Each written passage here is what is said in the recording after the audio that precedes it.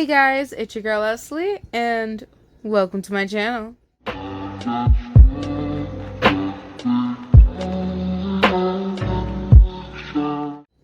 So hey guys, sorry you don't get to see my face today. I'm a little bit messy there, yada yada.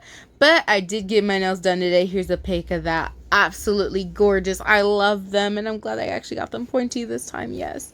I also got my feet done as well. Pretty. They're definitely they're very different colors. But it doesn't matter. I still love both of the colors, and that's all that matters. Soon I'm gonna get my hair cut short again. Why you may be asking, because my hair is a little damaged due to heat. My fault in all honesty. That's why I'm gonna cut it short again, and because I want my hair to grow more, and you got to cut your tips. And anyway, it really, and it's just easier dealing with short hair, and I kind of like it that way because I'm still fixing up my hair and I'm getting better. I even got new products. I might make a new video about that. Either probably gonna start doing that video and actually starting to make it on either Saturday or Sunday. I'm not too sure, y'all, because I got new hair products and all that. I'm gonna show y'all later. And then in another video, either before or after that, I'm going to show you guys how my Kansas trip went. The Kansas trip was where the story time, if you guys wanted it or not, please still let me know in the comments. I'll be making a whole video of all the pictures and stuff I got. I think I still have plenty of those still in my gallery. Just kind of have to look for them a little bit. And then because I cannot mix it with this video because it'll be way too motherfucking long. Anyways, guys, past those weird announcements and all those, you know what I'm saying. Today we're going to be reading Carnage X Reader. Finally, after several videos not reading this poor story, even though it's a really, really good story, I promise. We are in chapter 6, and if you guys cannot find these chapters easily, remember, you might want to check the playlist, because most likely I did make a playlist for each and every single fanfiction I wrote. Not every fanfiction, but most of the recentest ones I have read so far. I made sure, I triple made sure, because I didn't remember if I had a playlist for Carnage, and I definitely did, and it's all up to date, so go check it out. Before you go to this. Y'all get what I'm saying, okay? Mixing up words today. Anyways, we're wasting a little bit too much time. I don't know how much time we're wasting. Anywho, let's get straight into this because I missed this story so much. Okay, chapter 6, Silver-Tongued. Ew, alright. Wine entered her work, walking beside a detective who was uneasily glancing at her. She was used to these looks from everyone she worked with. Many people didn't appreciate her work, thinking of it as evil, though it was just the other half of the justice system. She wasn't expecting the detective's next words. "Be careful in there," he whispered to her. She raised an eyebrow at him. She's had many violent clients before. She didn't expect this one would be any different. She was wrong. As she opened the door, she saw a man in green with raven black hair handcuffed to the table in the interrogation room. She was left alone, the detective closing the door quietly. The man smiled up at her. "Loki," she whispered, knowing the man from many stories on the news. "You have so many crimes." He chuckled at her. "I am well aware I won't get any less than lifetime in prison," he told her, curiously tilting her head. She gave him a confused look, because if he knew it was a lost cause, why would he use money to get her here? "You look uncertain, so let me tell you, Anne. I know everything that happens in this city, especially that includes other people you humans like to call villains," he said, pointing to where the single puncture wound on Ryan's collarbone was visible. She quickly adjusted her clothing to hide it again. Why is it that you care about it enough to pay to see me? She asked, keeping her cool as Loki revealed knowing so much about her interactions with Carnage over the past few days. You might want to watch your back, Wyan. Not for Carnage, but for someone who might just have some unfinished business with that Symphonite, he continued, narrowing his eyes. She was able to sense the threat in his word, but didn't show any emotion on her face. Your best hope is to stay as far away from Cletus Cassidy as possible.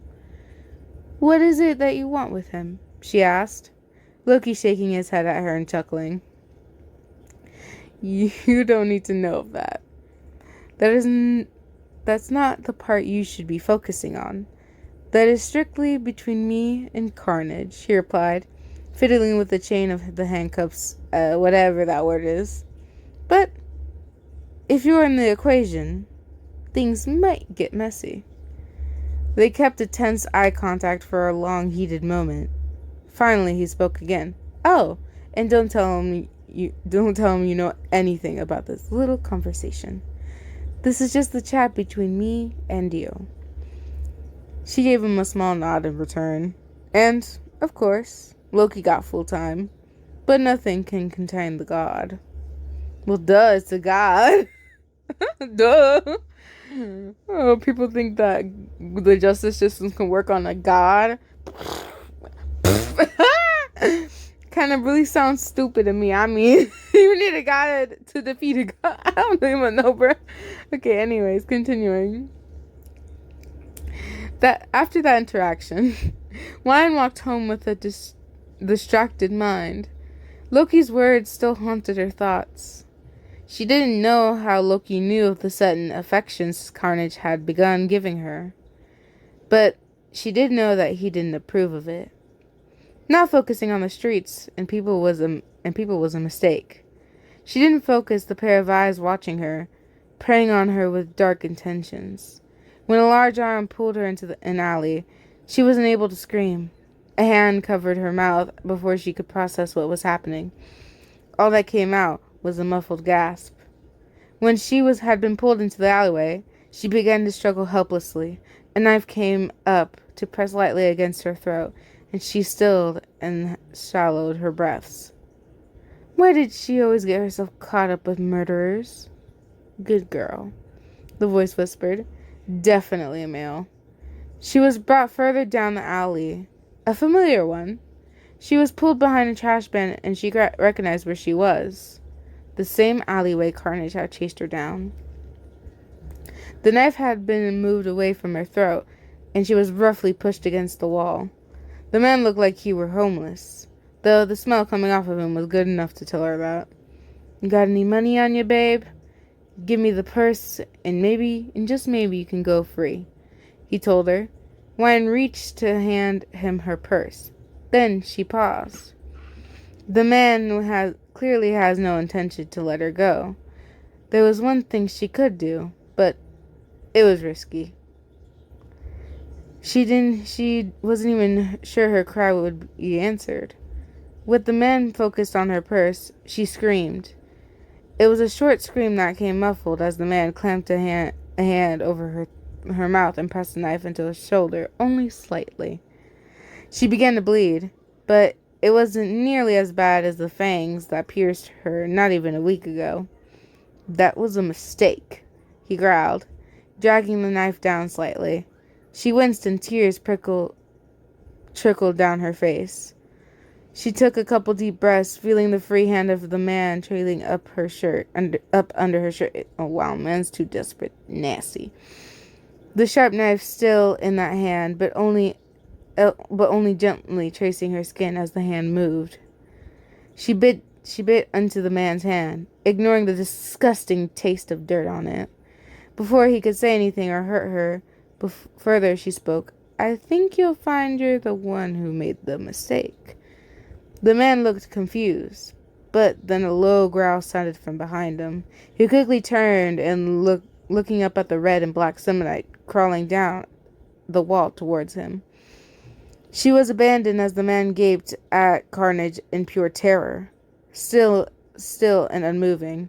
The monster was eyeing the one hand that was slightly up under her shirt. "Get your filthy hands off of her," they hissed, the man beginning to stumble away from YN.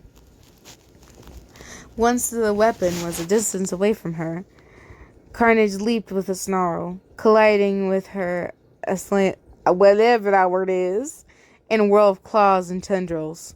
She hardly heard the man scream as Carnage gave him no mercy. He began tearing through the skin with blades like fingertips, spilling blood effortlessly and spattering it against the floor. Their ribbon-like tendrils were most likely free-flowing behind them, but the ones that wrapped oh my god, that wrapped around the man's limbs were separated enough to cut, were serrated, whatever, enough to cut into his skin. Ryan dropped to the ground, eyes wide and on the sight in front of her. She had never seen such a brutal and merciless attacks. She lifted a hand to her wound, finding it was slowly bleeding. The man fell beneath Carnage, and she had to look away and shut her eyes as the monster continued to tear away at him with his fangs. She couldn't handle watching Carnage rip the flesh away from the body, but she could still hear the sickening sounds. She was soon greeted by silence that lasted only a minute. Then a calm voice called out to her, "Ryan, you're safe. It's all right." That voice belonged to Cletus. She was sure of it. "I told you I would come, and I did." A hand slipped into hers as she opened her eyes, and he pulled her to her feet. Her eyes met his for only a moment before she leaned forward and wrapped her arms around him in a hug. Cletus seemed shocked for a moment, unsure of what he was supposed to do now. Eventually, he decided he would just hold her in return. "Are you all right, Ryan?" he muttered, not used to any sort of contact. Most of the time when people touch him, it's because they were trying to kill him, or he was trying to kill them. But Ryan's touch was something else. Yeah, I am now," she whispered, pulling back. He let her go, but his mind buzzed with another feeling that made a Semonite swirl around in his mind. That man wasn't the best way to end a rough day to end a rough work day, she whispered, letting out a deep sigh. "Thank you for saving me." "Well, I wasn't just gonna watch him," Cletus replied, a chuckle escaping him. "No, I just had to tear him to pieces for hurting you." He eyed the wound on her shoulder. "But perhaps I could have gotten here faster." "You couldn't have gotten here faster than you did," she replied, realizing the blood on and around the cut have clotted to stop the bleeding. "Well, these clothes are ruined." Cletus tilted his head. "Would you like a ride home?" he asked, Wine hesitating before realizing it was probably the best. Walking with blood all over her shoulder was far too obvious. Boo. That would be nice, she decided. Cletus once again becoming Carnage. This time, she didn't get startled when they pulled her in close and jumped to swing away on their webbing. She held on tight, unable to shake the fear that she may slip from their grip. Swinging over the city, she gained the courage to look around. She watched the lights flash by and the people below. She looked away from the ground when they dropped slightly. Carnage glanced at her. "You'll get used to this eventually," they told her as they switched the strand of webbing once again. They swirled and landed on the side of her building, climbing up to the window. They slipped inside and Carnage let her go. Oh, whoopsie. Oh, damn, whoops. Once she was standing, she turned to Carnage, seeing them standing by her side, reminded her of Loki's words to stay far away from them. She completed telling them what Loki had said, but remembered the threat, and she didn't say anything else. Thank you again, Carnage. At least now I know that you will in fact come running when I'm in trouble, she whispered. Carnage nodded with a smile, seeming pleased with her realization. Maybe I'll text you in a bit. Goodbye, YM, they told her, a soft tendril flicking at her jawline as Carnage turned for the window. Good night. Goodbye, Carnage, she echoed, watching them leave out the window. Okay, so we're going to read another chapter, just for you guys to forgive me a little bit, because I didn't read this to you guys in a little bit. I'm sorry, y'all. Okay, anyways, let's go to chapter motherfucking 7. Alright. And we literally just got threatened by Loki. Loki, you handsome as fuck. But fuck you. Fuck you, bruh. Fuck you, Brennan. I know you touched my drum set. Oh my god. I have been seeing those Snapchat things everywhere. And if you're hearing weird sounds, that's just my pillow. I lay on it when I read it to you guys. When I read to you guys. It's just more comfortable that way.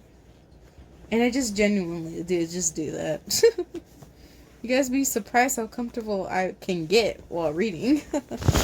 Okay, second pillow in position. Okay, second pillow is already in position. Let's get straight into this. Chapter 7, Responsible.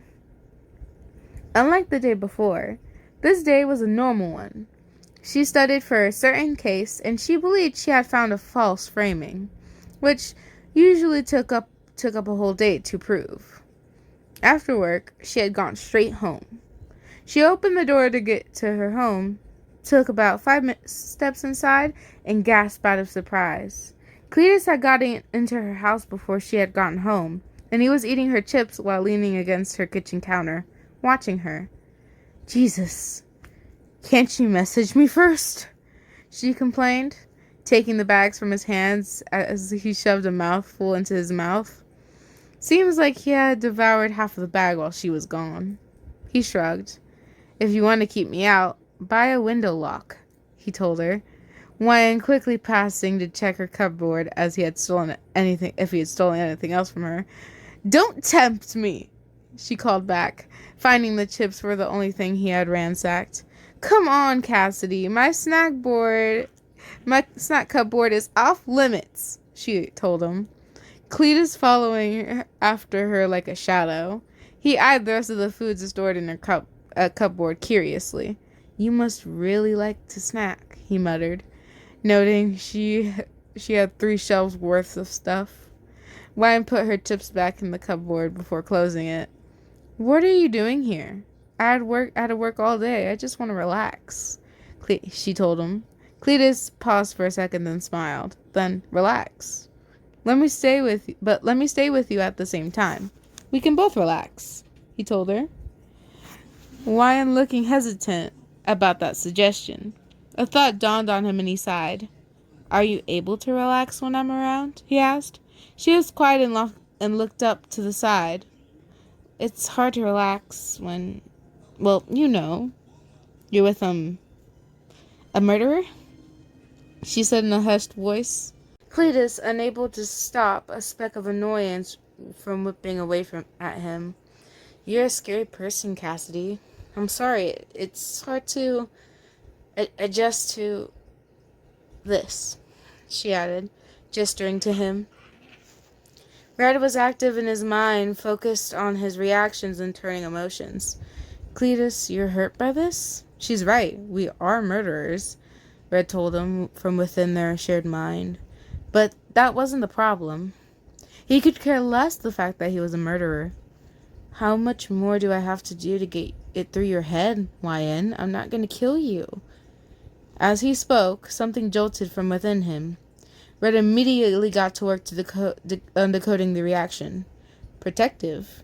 You're rarely protective. But who is it that you want to protect from her? I sense no danger, Red asked in confusion. Cletus gave a quick mental response. Myself. It's a little hard to believe, okay? You've killed hundreds of people, probably bordering on the 1,000 at this point, she replied, turning to walk into her living room. You know what?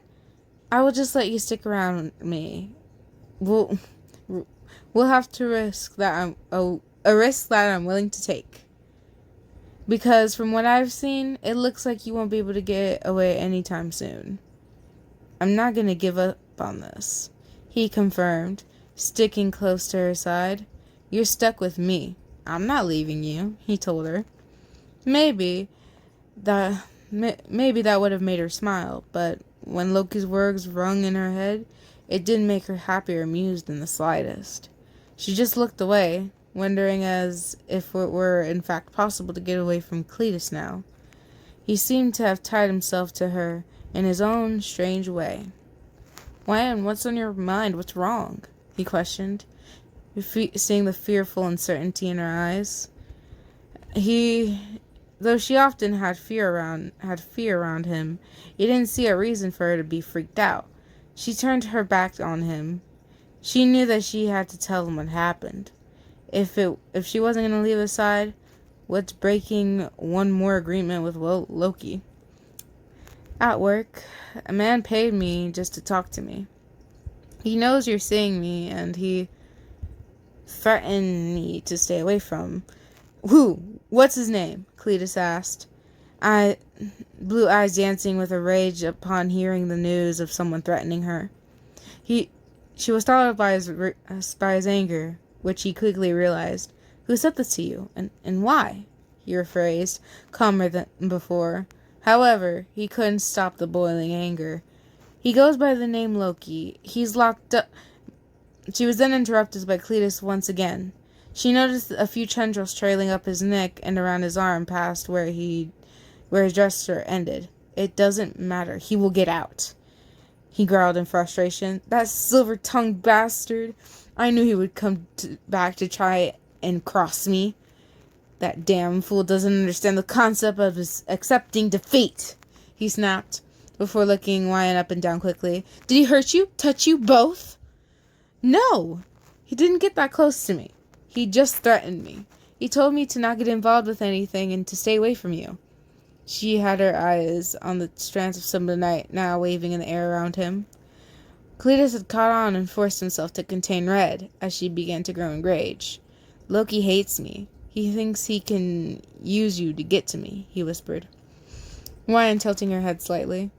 Can he use me to get you? Would that hurt you, Cletus? Voice soft as she began to realize the meaning behind the suggestion. Cletus had truly cared for her in order to feel pain for her. He was silent for a long moment, considering her words. His answer was honest. I don't know. I really don't know. He shifted away from her, but I do know that I don't want to find out. He added. The look he gave her as he spoke was warm and affectionate. Cletus, he whispered, almost touched by his words. He quickly looked away from her. I'll stick close. I should stick close. Keep you safe. I'll kill anyone who tries to harm you. He finished with a smile. No one in their right mind will even look at you wrong while you're under my protection. You'll be safe at all times. She paused. All times? Wait, you want to stay in this house? She asked. Cletus shrugging as though if it wouldn't change anything. Okay, no. I've only known you for 4 days. You cannot move in with me. Hey, it means even more bonding time. I can sleep on your couch. It looks fine, almost comfy, maybe a little rough, but I've slept in way worse conditions, he replied, ignoring the way Wyan looked at him. The unimpressed look mixed in with fear. What? It's to protect you. You're my girlfriend. Let me sleep over at your house, please. It's been 4 days, Cassidy, she repeated. The man just sighed before walking into her living room. She ran after him, not finished with the conversation. Who cares? Break the norm. Let me sleep on the couch. Or break the norm times 2 and let me sleep on the bed with you. Oh, that actually rhymes. He told her, popping down on the couch, his final comment received with a loud scoff. You know what? Whatever. If you really think I'm threatened, I'll break the norm. She told him. Cletus smirking slightly. But not times 2. She quickly added on, watching his expression drop slightly. Sharing a bed with you is the last thing I'm doing. I will be sure to go through all the other things you're doing first. He teased before changing the subject back to Loki. Was Loki just sent to jail? He might take a few days to escape then. So, what exactly did you do to anger him so much? She asked, Cletus looking off to the side at that question. He was very hesitant to answer. Cletus, what did you do? It's a long story. I'll tell you when this is all over or something. All right, sweetheart? He didn't give her time to answer the question before he spoke up again. Point is that with me around, he won't be able to lay a finger on you. Even if he dares, I'll tear him to pieces. She gave him a suspicious look for not answering the question. He just returned it with a nervous smile. So she sighed. Okay, fine. I'll be taking tomorrow off anyway. If you're staying here, we have rules here. Number 1, don't eat your snacks. Correct. Number 2, don't do anything creepy like watch me sleep or something. That one had Cletus rolling his eyes. Number 3, if I find blood anywhere in my house, you're gone. Number 4, when I'm not home, don't be a dick and stay out of my stuff. If you aren't home, I won't be home either, he replied, looking unamused as if it was an obvious statement. How am I supposed to protect you if I'm not by your side? Whoa, you're not following me everywhere. I don't think I can get away with a very much wanted criminal by my side for every second of the day. Someone will recognize you. If everyone doesn't, she pointed out, noticing his features didn't exactly help him blend into the crowd. I don't think you can get away with being left alone. Once Oakley has a plan, he follows it through. And clearly you're part of some plan, he argued, his mind set on staying by her side. I can disguise myself, Red. With just the call of her name, the Simnite shifted and his clothes changed. Now he wore a black sweater along with jeans, the hood covering his bright hair almost completely from view. Wait, hold on. She paused. He raised a brow. So, I just thought you wore clothes under the Simnite, but the Simnite is your clothes? She asked, Cletus unable to stop laughter from escaping him. Yeah, that's it. Who needs clothes when you have a Simnite? In response, the Simnite formed text on the sweater that spelled out, not a fashion statement, though she hates when I call her out on being on my clothing. He added an explanation, a hand raising and sweeping away the words. She obeyed and got rid of them. So technically, I am wearing nothing. You really are something else, Cletus. She sighed. The man snickering softly at her response. His smile turned into a smirk, and he spoke with the softest blush covering his cheeks. Wearing no clothes is fun. You should try it with me. He filtered with no filter. Red jolted with shock within his mind. Cletus! Red snapping at him for the comment. You can't just say that to her. She yelled at him. Cletus still smirking despite his Simnite's displeasure. This is why she's your first girlfriend. You can't keep your mind out of the gutter. Ryan was confused for a moment. But then she understood the meaning behind his words, and her whole face flushed. She was silent for a moment, just staring at him in shock. Cletus biting his lip, holding the urge to laugh. Rule 5, don't hit on me, especially not with crude jokes like that. She finally snapped back, face still red. All right. He replied with a chuckle. It's just a joke. No harm done. His clothes shifted back to how they usually were. Red buzzing with annoyance. And fine, I'll follow your rules. I officially know how to talk to a woman better than you.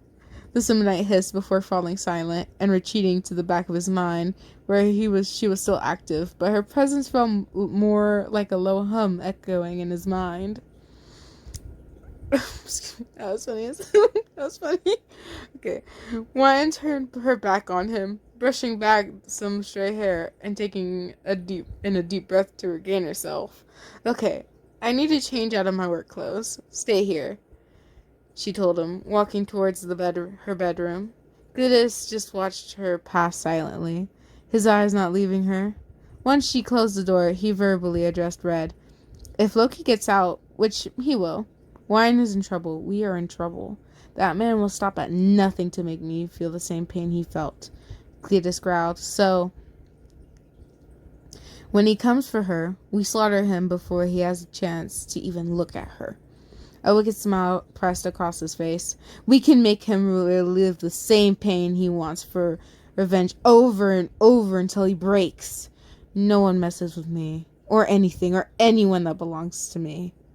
Red growled softly, forming a small head and smiling evilly up towards him. Ryan is our responsibility now. Anyone who messes with her messes with us. And in return, the Simonite pushed her head forward, hovering just inches from his face. They will know true terror. Cletus raised a hand, running over the small alien, who leaned up into his touch. You're so right. I'll have so much fun, not only saving her, but killing my enemy too. Oh, he said before a fit of joyous giggles escaped him. Oh, bring it on, Loki.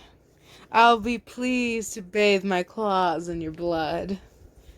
Oh my goodness. Oh god damn. Fucking scary triceratops. Oh my goodness. Oh god, I wonder what they did to Loki. I don't want to spoil it for you guys, so let's just say I don't know, okay? I don't know. I don't know what you're talking about. I don't know. I don't know. Okay. So anywho, I wonder what Cletus did that basically is close to fucking up his life. I wonder. I wonder what he actually did. I'm actually really curious. Okay. Anyways. Okay. I'm sorry, like, that certain part made me laugh so hard. You got no clues, bitch. Y'all's got no clues how hard I laughed. Okay, I'm sorry. Okay, I hope you guys enjoyed. Like, subscribe, and hit that notification bell for more amazing videos, guys. I honestly hope you enjoyed these two chapters. Again, I will try my best to keep everything updated, everything smooth, everything crispy. If you guys have any book suggestions, please let me know. It would be even better if you guys had a link for the story you guys specifically wanted me to read. Would really appreciate that. Like, pretty please. It can be like anything. It doesn't even have to be from Wattpad. It can be like anything, really. I don't know if I'm probably gonna be putting a warning. I'm not too sure. I mean, it did go a little down, but not deep enough to where I feel like there should be a warning. But to be honest, is Carnage not enough a warning? We all know how Carnage is. So I think Carnage is enough to give you guys a warning. I think. But if it goes any down deep further, which it will, I will put a warning for those, because those are definitely ugh. So, yeah. Anyways, guys, I gotta go. Remember that there's gonna be another video posted up probably after this or after another video. I'm not too sure when I'm gonna post it. But yeah. Anyways, y'all just watch out for that, okay? Watch out. But for now, guys, bye and peace.